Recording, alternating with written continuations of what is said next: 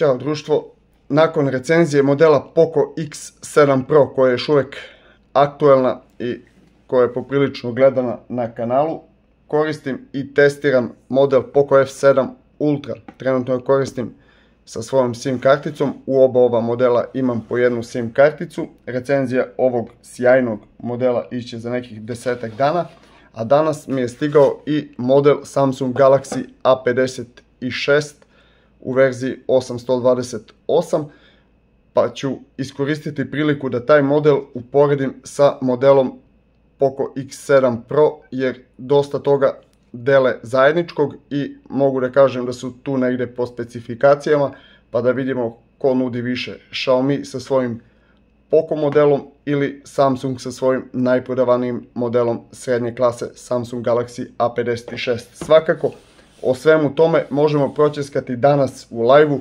od 19 sati i 15 minuta. Ovdje imam i punjač Samsung Original 45 W kojim ću puniti i testirati brzinu punjenja modela Samsung Galaxy A56 koji podržava 45 W punjenje.